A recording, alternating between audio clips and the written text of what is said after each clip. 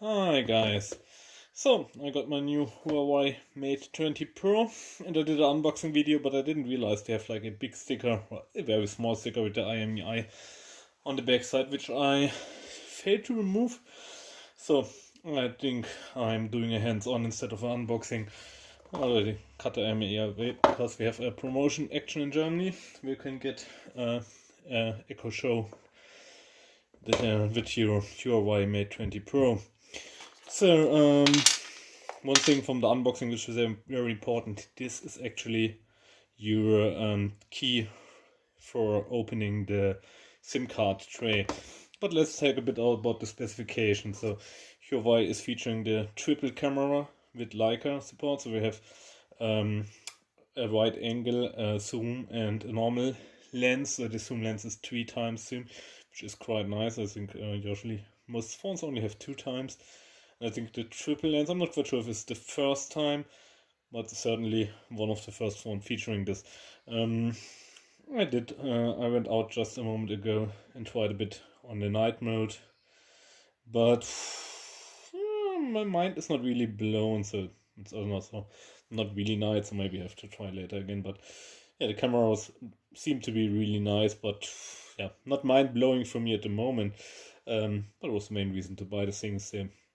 This is actually the midnight blue variant. I think there's a twilight black and a normal black version out, but twilight black wasn't available till November, and the other one, yeah, I've had enough black phones for my liking, so I like to be a bit more colorful. Yeah, it really feels well in the hand. But let's talk a bit more about the specs. So it is featuring 6 gigabytes of RAM, which sets you well into the future.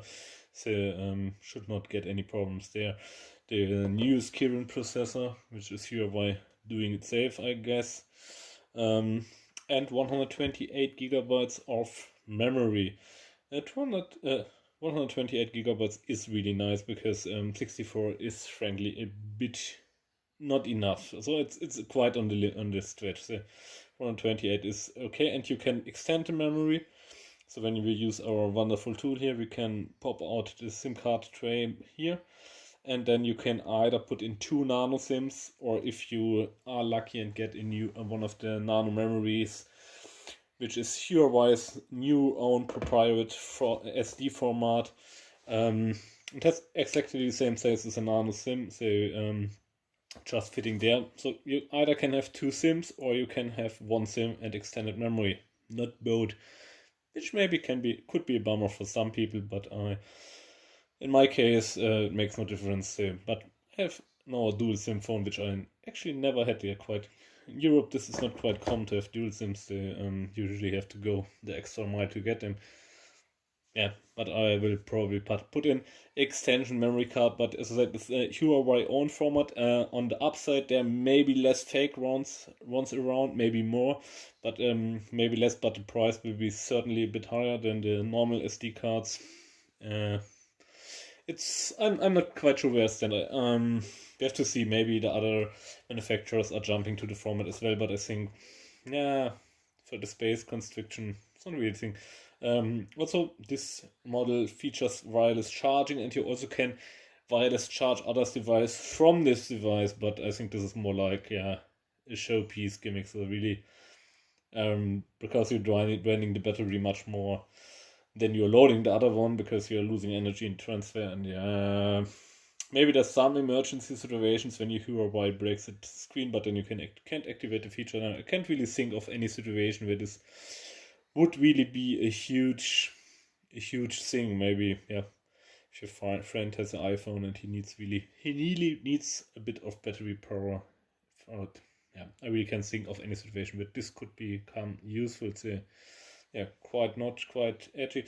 We have, of course, the notch on the top, which you don't see so much when it's a dark background. I think it's quite nice integrated with the status symbols there. So I haven't been very opinionated about those notches so far, and this one seems to be fine.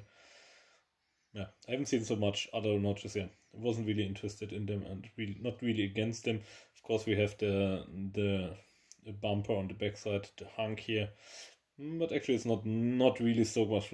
Usually I'm a guy who always puts his phone into cases because yeah, usually my wife has to use them and then my kids have to use them, and yeah, so they have to survive quite a long time. So case is absolutely mandatory, but the ones I ordered are not here yet. So this is another thing. Um, yeah, makes good impression. It's really nice in hand, especially it's a bit slimmer. So like the XZP has like half an inch more to the side, and like an inch on the top and bottom less screen. So on the set side, of course, we don't have a headphone jack. Huawei is so generous to give us an adapter for a normal jack and also a USB Type-C headphone. And actually, this charger is, I think this is the heaviest smartphone charger I had in my hands ever. It's like twice the weight of the phone itself. So this is something interesting, let's say.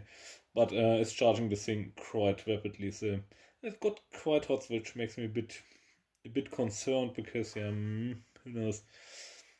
Usually heat is not so good for the battery life.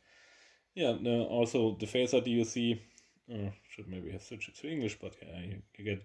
So it's actually recognizing my face here, even at the side of the camera and stuff. So, but another unique feature, it has as the first phone to have the thumbprint sensor directly in the front screen under the glass, and it works quite nice. And I think it's a good thing that you have both. Either maybe you don't want to use the Face ID, or on the other side when you're like lying down in your bed, maybe the thing will not recognize you in the dark, so you could still use your thumb. But I think it's this device is really only for the thumb. The other fingers are quite usually. I wouldn't use other fingers. You can register up to 5 as on most devices, but here it's very limited which fingers you actually realistically can use. A bit easier. So on the XZP with the side button, you really have a lot of fingers which you can use on the button. Here it's you only get there with your thumb usually. Yeah. So, but the first impression is really good. It's really good, really nice. Seems to be a good device. But yeah, who can say at this point? So I'll probably have to follow up with like a dozen other videos onto this one, especially my opinion on the nano SIM with a nano memory. When we finally get it, when I finally find out what the name is. Actually, they had a sale for 39, but a 128 gigabyte version, and I would prefer to have the bigger one if it comes ever out, or when it comes out, and you can actually pay for it or something, because yeah, with 128 I would have about the same capacity as I had before, and it was a bit lacking because I'm using my phone so much for doing video and photo and everything. Yeah, and with the camera, so my first impression of the camera is it's a bit complicated for me because you have so much options and zoom and stuff, and which I'm just not used to. But yeah, really have to see. So stay tuned. Don't forget to subscribe if you're interested. Also on a bumper side note for you American viewers, I read somewhere that it is not coming out officially for the US. So this is also meh. Can get the international one, but without warranty or something, probably. Or maybe it's just a rumor. Maybe they get to the US market later.